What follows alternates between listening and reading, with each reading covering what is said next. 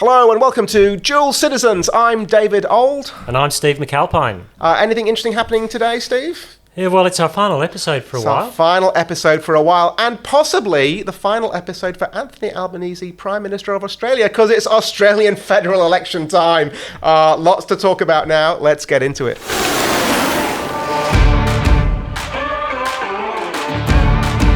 So, Dave, Anthony Albanese has called an election. Well, he had to at some stage. Yeah. So there's a 3-year limit. That's the short terms here in Australia. You know, I was saying that to my son, who was in a driving lesson. Funny enough, we're talking about the election, and he said, how many years? I said, 3. I said, but you feel like nothing gets done in 3 years. And the older you get, 3 years shrinks in time. Yeah. It feels like it should be 5, doesn't it? At least 4, I reckon, but it is 3 years, and there was some suggestion he'd call it a little bit earlier, and then this cyclone, known as a hurricane in other places, blew into Queensland and kind of just stopped everything, because it can't look like you're calling an election and campaigning while people are trying to mop up after a cyclone. No, and it wasn't called Cyclone Anthony. Well, yeah, could have been close. That's right. Could have been that. Anyway, so they finally called it. It's going to be the 3rd of May, or Star Wars Eve, as a friend of mine. I know, as a friend of mine called it, a 5-week campaign. Gosh, 5 weeks for us to listen to all the different reasons why we should be voting for. Well,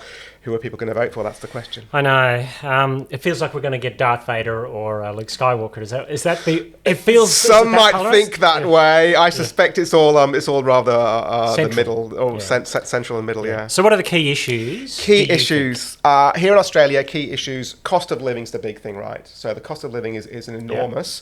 Australia's not done quite as badly as other countries recently, but still, I was hearing even this morning the Daily Telegraph. We'll try, right? We'll try. We always try. Australia loves a trier. We're always a day late and a dollar short. We're always a day late and a dollar short. So I was reading just today in the Daily Telegraph, 40% of Western Sydney-siders are saying that they're feeling worse off than they were before. I think these figures are right. Whereas only 25% of more generally Sydney-siders are saying that. So there's still a fairly large segment of people who are going, yeah, I just don't think we're in as good a position as we were. Interest rates have stayed high for quite a while. Just inflation has been an issue, not so much recently in Australia. They're kind of getting it down. That's going on. And behind that lies a whole bunch of stuff. There's all the global factors that, of course, that we all know about. Another big issue here is climate. And the debate here goes around, do we have targets? Do we have to meet them? How are we going to meet them? By putting the cost of living up. By putting the cost of living up. So is it going to be renewables? The Liberals are going, let's have nuclear power. Because believe it or not, our overseas viewers might not know this, we don't have nuclear power stations. We've got one little research reactor going on here. So the more conservative party are going, let's have nuclear power. There's a whole big thing about that. Sitting behind that is immigration. Immigration is a huge thing in Australia. Did you know that 4/5 of our population growth, which is pretty rapid at the moment, 4/5 of it is due to immigration. Only 1/5 is due to people having babies. That's a huge and change, they're coming in, and that's causing some real issues. The number one immediate presenting issue is housing. There's a housing crisis going on especially in New South Wales. Can we stop at this moment? Because I remember before COVID, it was immigration. Yeah. And then it was, let's keep our borders tight. Yeah. And then the Greens were, we want a small Australia for the climate, but at the same time they have an immigration framework, right? Yes. So housing's going to go through the roof. Yes. So how do you square these particular circles of we grow our nation by immigration at the same time that housing costs are going through the roof? You can't. I don't think you can. Yeah. And I think that's the thing. And so the immigration thing seems to be driven by wanting to get the economy growing. And you noted to me, just pre-show we were having a chat, you noted to me, I think quite sharply, we've got a very highly educated immigrant thing going on. So there's a lot of tertiary very educated. Different to other places. So we don't have the social welfare structures for our immigrants because we take in high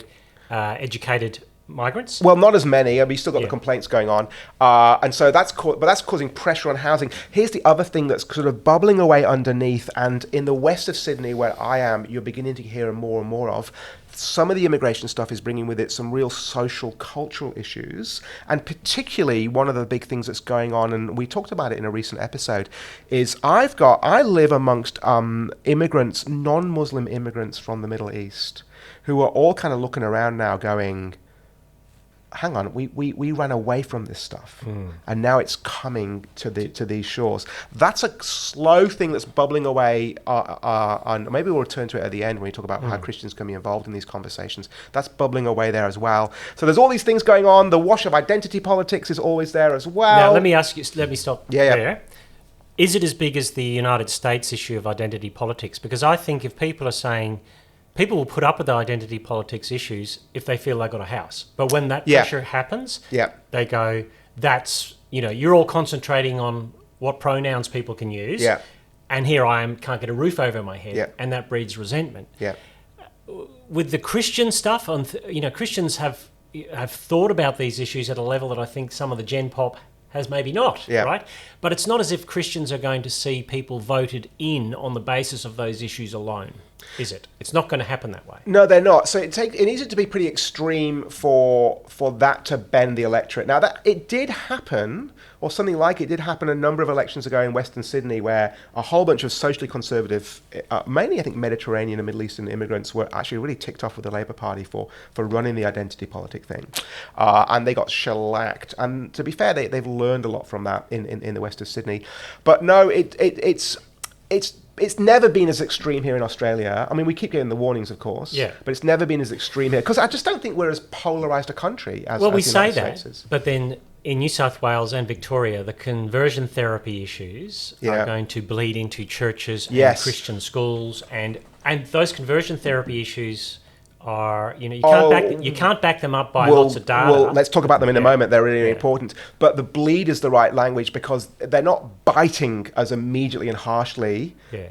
And even with watching what's going on in Victoria, right, where we've had those more draconian laws for a while, and we haven't had the bite yet there either. No. We're waiting for it. The bite won't happen in Victoria because of that issue. It'll happen because of economics, because Melbourne's running out of money, right? Quite possibly. Possibly. But so in one sense, the Christian framework to me seems to be, if you are thinking Christianly, you are sort of the canary in the mine shaft on some of the cultural issues, because you're thinking about them. So you think about, what does it mean to flourish as a human? That's right. What is freedom of conscience? What is freedom of association? Yeah. Christians are thinking about those issues. And hopefully, as you say, thinking differently about them and leading, and perhaps even saying some of the things that other people won't say. So as you think about how Christians are going to vote in this election, well, I think about what I'm thinking about and what I'm trying to encourage the people around me to vote.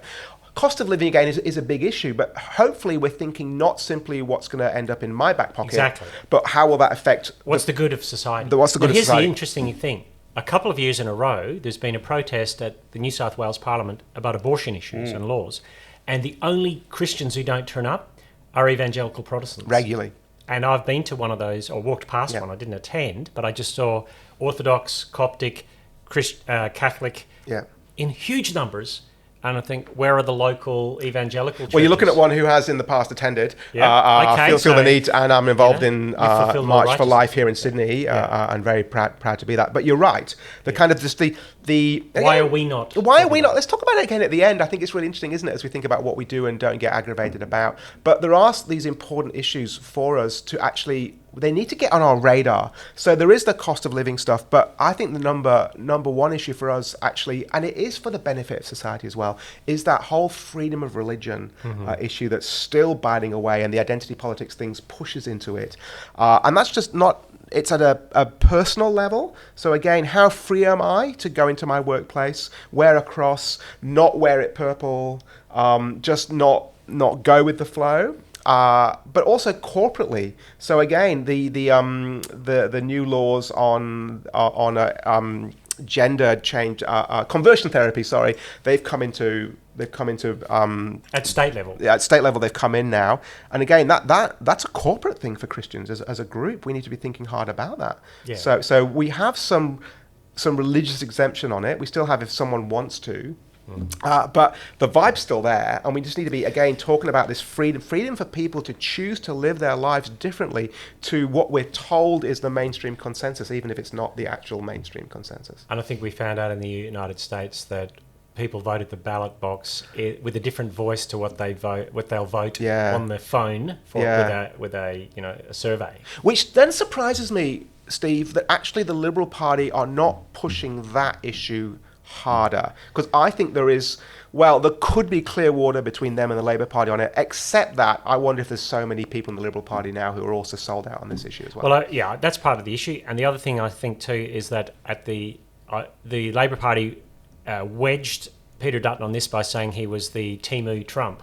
He's the Trump you get when you want it. It is a good line, isn't it? So that's a good almost line. That's a kicker line. Yeah. And it's saying, well, I think Clive Palmer wants to be the Timu Yeah, Trump, no, he's right? trying very hard, isn't he? But Peter Dutton's going, how do I not... Everyone's had 4 months to look at what's going on in America. Yeah. How do I not just go, I'll do that too, in the same way, right. and differentiate? Because I think most people in Australia think, well, what does it really matter? I'm just going to vote for the party for self-interest because Labor and Liberal look too much alike anyway. Because I wouldn't mind a Trump, but I want a grown-up Trump. Yeah.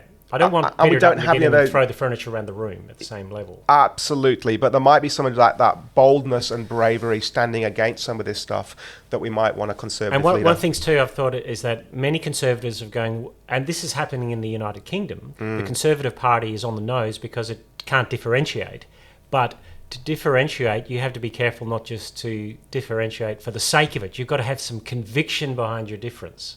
And I think that's a struggle in modern day politics. Because we don't know what we believe anymore, which is back to that sort of cultural thing where we're talking about, well, who are we? How do we understand who we are? Yeah, so Dave, tell me who you're going to vote for, and tell me who your wife's going to vote for in the ballot box while you're not looking. Well, I'm not looking. How dare she do something Julia that I not tell her? Well, my wife's not an Australian citizen, so she won't be voting. Vote. She won't be voting. No, See, no. my family came from the UK, and they were allowed to vote.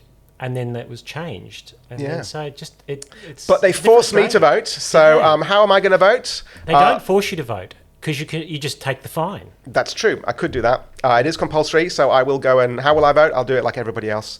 Yeah. I'll get a pencil out and mark on the box. Now, I live in a really interesting constituency called Fowler. It's got an independent MP who's from Vietnamese background, very popular locally. Labour Party tried to helicopter in a really prominent name last time round to stand against her and failed miserably. This time they've put up another Vietnamese candidate with the same surname. It's actually quite interesting. And then there's just a Libertarian candidate and a One Nation candidate, and that's it. The Liberals have gone, whoa, not going to touch it. Not going to touch it. This is clearly an independent seat, so I might go for her again. She's actually looked after the constituency That's really fantastic. well. She's very, very popular.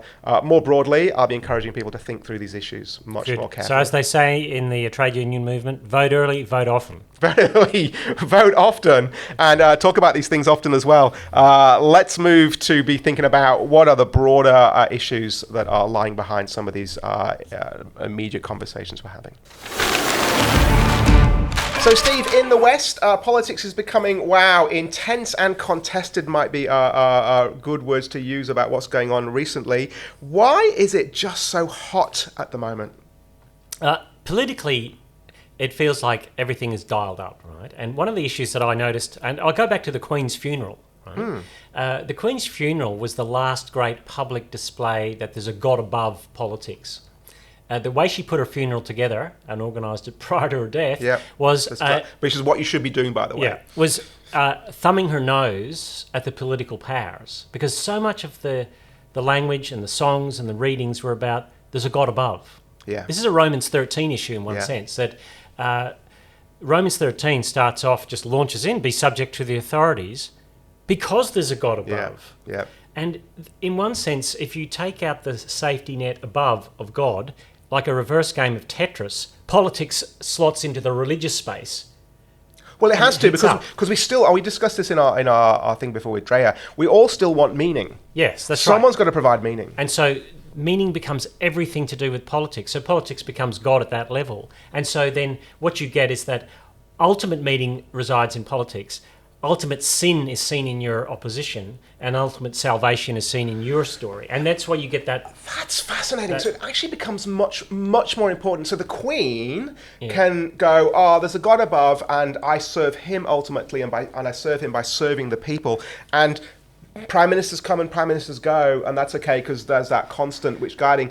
But when that goes... you and I, we scrabble around for the things that are most important for us. Well, you'd have to look at the most secular, anti-God, anti-theistic governments movements in the world in the 20th century. Yeah. All the major communism countries, politics was, it would put you against the wall and shoot you, right? Because it's so important. Because it's final and ultimate. So no one's shooting anybody at the moment in the West. But what would be some good examples of that?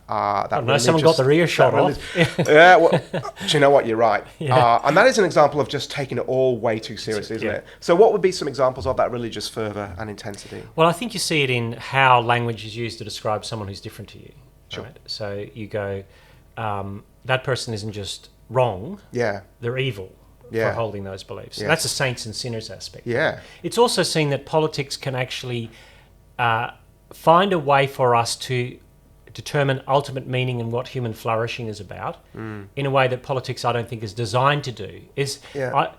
My understanding of government is that it's the mediating institutions that give meaning and purpose in the culture. Yeah. So there's the individual, there's the government at top, and it's the mediating institutions that mediate the state away from the individual that I think are the places you find meaning and purpose. Right. And when they start to break down, so what you've got at two levels, you've got politics heating up in religious terms, and you've got mediating institutions breaking down. And so you've got this... so it's just me and the government, and the government's now God, isn't it? Well, this is the thing. You know you're living in a failed city in America if the only people you see during the week to sort your life out are from the government, right? Yeah. So that's the issue. So mediating institutions, churches, community groups, Rotary, whatever it was, or sports clubs, they're grassroots things that we work out our meaning and purpose among.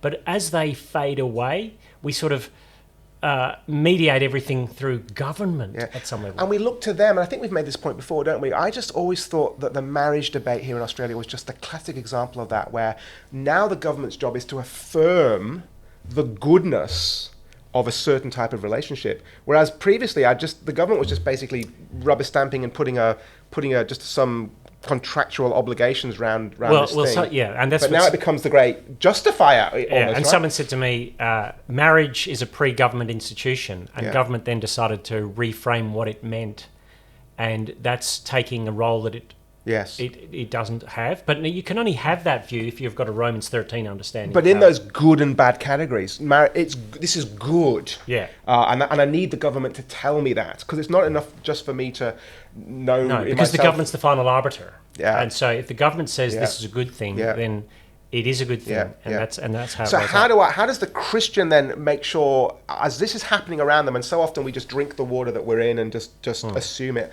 How do then I make sure that I got a right view of God as I'm thinking about politics? Well, that's interesting. Go back to Romans 13 for a start. That you come under the authority because there's authority above. Yet, when you look at the situation in Rome, Paul's writing about Rome. I mean, you come under that maybe even Nero on the throne. Right? Yeah. So, how do you protest against that government? Well, he doesn't have any framework for that because he didn't live in a modern democracy. Sure. But you get to the book of Revelation, and so it's not just Romans; it's also Revelation, where you see the unmasking of what those powers look like, and they look like beasts. Yeah. Right. They look like terrible things. And Babylon, Rome, Babylon, Egypt. So Revelation 18 is the core of it, right? And so you're dealing with that at the same time that God has put boundaries and nations in place so that people might grope towards him, as it says. Yeah. So there's something about government when it works well and it finds its place and it's humble enough that it helps the people, and there's something about it when it overreaches that it actually hinders people. Yeah. And so Christians can protest against government, as I think they should when they need to, but also obey government. And it's the tension, working that out's the tension. Yeah. So, and Christians must have something to bring then, clearly, because if we have had this truth shown to us, which other people don't have, what does that then mean for how we then engage? What do we bring to the table in politics? Well, I think we bring truth, and I think truth stands up fairly well, and falsity needs props and pulleys and ropes to hold it up. And that's part of what I see government overreaches to, especially in areas of ethics, to try and prop things up so that you. And it's so often by coercion, right? Yeah, by coercion. That's the ropes and pulleys. Yeah. But I think about an example. So Andrew Hastie, when he wrote about the SAS and the problems in the SAS, was a member of Parliament. He wasn't. I don't know if he was in the current role that he was. I don't think he was at the shadow defence minister at that stage. But he unpacked what was going on from a just war theory and from a biblical framework. And I even remember Anthony Albanese saying that was that was good, because Christians bring a framework to it that I think is truth and righteousness, when they can, and that is compelling. So I think that's why when we speak against end of life and start of life issues, there's so much heat, because the ropes and pulleys of coercive government would want to stop that voice coming through. And I think what's really interesting, Steve, is that so many of those people who have some element of power in different ways, and not just our politicians, but I can remember doing some media stuff years ago where the producer just went, I've never heard this position outlined before, and I was just giving a standard Christian sexual ethic. Well, you've got to understand that people people are post-Christian. No, when I say post-Christian, the star or the sun at the center of the solar system has exploded. So you got this effect where no one has any gravity around big issues, and they don't know how to navigate them. But we still assume that they do. Is that the problem? Yes, and so that's why you come to someone who might be fiscally conservative. Yeah. But their sociological understanding of big issues about human flourishing, you go, well, I could have got that out of the humanities department of Monash University. How can you be those two different things? But that is the way it's gone. And so just let me just get my head around this. And so because so often I will associate, I think quite rightly, Orthodox Christianity with some form of social conservatism. When I see the social conservatism with the inherited language of our Christian culture, I assume there's more Christianity there than there actually is. It's actually not orbiting around a sun. It's the Explorer probe off to the next star. Yeah, and look, I'm not going to give you a third way politics idea, but we also, as I'm socially conservative in that respect, but I say we want to look after those who are on the margin. I come from a single parent family, and I've had someone say the big problem with Bob Hawke was that he upped the welfare state to allow single mums to survive. And he said that on a stage. Wow. And I got up and I said, it helped my single mum survive and got me through university. Yeah. Thank you, Bob Hawke. Yeah. So in one sense, that's easy to say when you've got it all sorted out. So how do we do Christianity in a way that actually acknowledges that it isn't all about libertarian politics? So how do you keep Christianity as actually the core of our engagement with politics when the politics that is so engaging?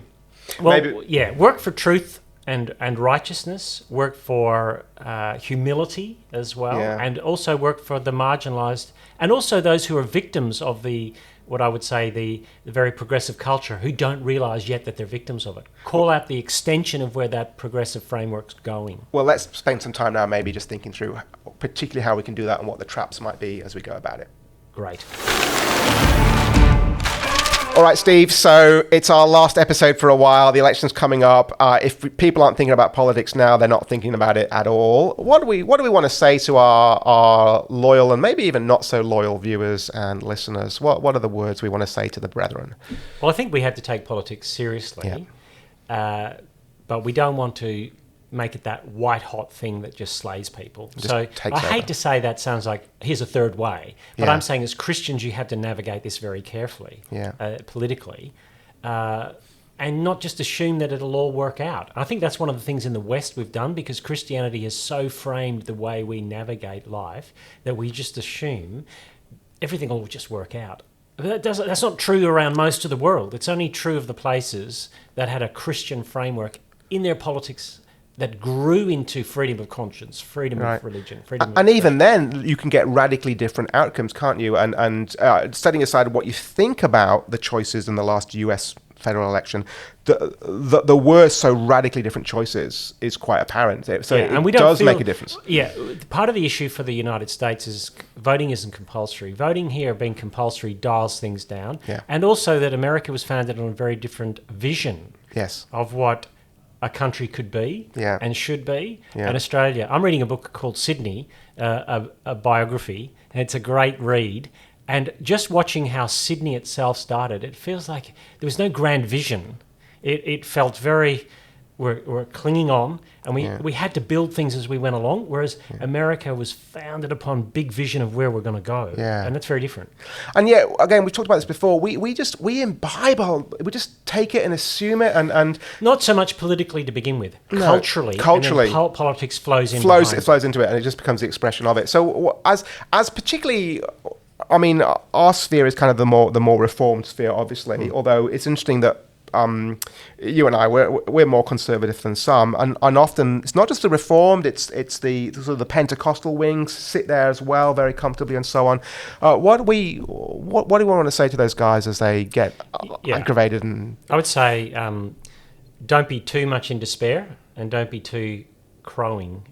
If your person wins, triumphalism isn't the gig. Yeah. Because an election is coming around in 3 years' time again. Another 3 years, as we mentioned. It feels like we're on the countdown the minute the election happens. It's important, but it's actually not that important. So you've got to find just that balance. So everyone settle down, but don't settle down too much. And maybe get off Twitter for a while. Oh, and my word. Don't read your own experience into the American experience into our experience as much. This is my big thing. I just want to say to by all means, be fascinated by it. I'm fascinated by it. We're fascinated by it. It's the gift that keeps on giving. But I just want to say to our Australian brothers and sisters, this is Australia. Yeah. It's not America. Don't import the assumptions. We're built on a very different political assumption. Don't import the issues. Don't import some of the polarized aggro. And almost want to go take all the excitement you take about that and channel some of that energy into actually doing something here in Australia. Like maybe join a political party. Well, that's the other thing too, is that we've absented ourselves from the political realm. Yeah. And joining a political party, but you can also at grassroots level, you can phone your MP and you can say, just to let you know that during our service on Sunday, we pray for our local member of parliament, we pray for the Prime Minister, the Leader of the Opposition. Yeah. If there's anything that we can help you with, let us know. And they might just bin that, but at least it's saying to them and to your people that we take this seriously. I think that's a good place to start, because what I find is that church becomes this hermetically sealed bubble away from the real world in so many ways, including politics. No, I'm a big believer that every church minister needs to have some contact with their local MP at both levels, and with the local council as well. And what I'd say too is politics will matter to your people. Say, well, politics doesn't matter to my life. You go, well, if you're a teacher in a Christian school, politics is going to matter to your life in the next 5 years. And actually, if you're working in any corporate environment bigger than just a mom and pop corner store, legislation will come in that will shape things. Yeah, and culture will be affecting what's going on for you as well, and it will encroach upon your freedoms. I guess part of the problem for Christians is that we have the weight of awareness. And I think my experience of speaking to Christians, and maybe it's just self-selection, but they're thinking about these things at a level that I don't think the average person in the street who's got no religious framework per se is thinking about. Yeah. Christians have, I've noticed that they've made big decisions. And also Christians down the centuries who are involved in politics have made major change. You think of the Clapham sect, you think of William Wilberforce, you think of those things, that Christians have made big differences in politics. But they're standouts, aren't they, for a reason that we are, in general, not very good at speaking up. So I want to go, we've got an opportunity. So, for example, there's election forums going on all over Australia at the moment in different electorates where churches are inviting the candidates in. I want to go, if you have any interest in this stuff at all, or you want to say the Christian voice is important, can I just say, show up. Yeah. By being a bum on the seat, it says to the politician, this is important. Like, we've tried to get one going in one that I'm involved in, and the local MP, I think quite rightly, has just gone, I just actually don't think it's worth my while. No, because no one will turn up. That's sad. Yeah. It is sad, but actually we're a large element of the electorate. We are well thought through. And here's the thing I've noticed, when we do engage well, not shouty, but well and thought through, as hopefully we're modelling here, they listen to us. Well, I think you noticed that with the conversion therapy, or at least it's more to do with the religious discrimination thing. So that wasn't just evangelicals, that was all of the major Christian faiths talking about these issues. And some of the other faiths systems as well, that when it's coherent and clear and congregational in that sense, politicians do have to listen, because people live their lives according to those meanings and practices. Yeah, and there's many out there, I think, as well, we want to affirm, who actually, they're taking it seriously. They do want to listen. They themselves are one of the reasons people get into politics is that they think the big thoughts as well. Yeah. And they love ideas. And so when someone comes along with a cogent, well thought through idea, they listen. They listen. Not the hard extremes, but I still think there's a big middle ground. There's an effective window of political debate we're still open for. And if we're not doing it, someone who else is going to do it? Can I just say as well, Stephen, that means also we win the right, therefore, to have some of those really difficult conversations. But you can't have them afterwards if you haven't had them before. And that's probably what I would say with politics. If leading into an election, if you're silent, you can't be shouty after one. That's right. And so, look, there are some big conversations coming up for Australia. I think our immigrant thing is a really, really big thing. Do you know that the majority of people in Western Sydney that were surveyed in this Daily Telegraph poll that I talked about earlier, and Western Sydney is immigrant capital of Australia, the majority said there's enough immigration. Wow. So it's immigrants going, no more immigration. Not everyone who's been here for 5 generations. No. It's really, really interesting. So it's not a white Anglo-Saxon-led thing. It's a first, second generation Australian thing, thinking these things through. But here's the thing. There are difficult conversations to be had. And we need to have them. That's part of what we want to say as we wrap up. That have the difficult conversations. Have them well. Yeah, that's right. Have them well. So what is there then about the gospel that frees me and enables me to have those conversations well? A couple of things. Humans are made in the image of God. That's a thing, right? We lost that idea a little bit in how we treat people. Yeah. Romans 13 tells me that God has put government in place for certain reasons, and when they're done well, that's right. Yeah. But also that God is above those things. Yeah. So when it comes to your conscience, you can speak to someone who's a politician and say, I disagree with that, and here's the reasons. You may not agree with those reasons, but so I think you've got to be very clear on that Romans 13 thing, but also on Revelation, that in the end, there's a king coming who's going to, he's not asking for a vote. Yeah. The decision's been made upon his resurrection and ascension. Yes. And so that's going to be our safety valve for not getting too angry or too despairing or too crowing. That's right. It's Jesus wins ultimately, and it's not going to be an election. No, it's true. No, but I'm just spinning a bit, but it's his election of us that gives us that assurance. Yeah, and that's where your confidence is in, not in, that's right. Whoever's on the in Parliament. And frees us to engage as well as we can, even in the next 4 weeks as Australia sits down to work out who the next Prime Minister's going to be. Great. Fantastic. Well, that's it for a while, Steve. How's it been for you? It's been emotional. No, it's been fine. It's a great line to finish. Have I made you cry? No, it's been fun, and I would vote for us. Yes, vote for us. It's been great doing this with you, Steve. Take care, everybody. See you soon. See ya.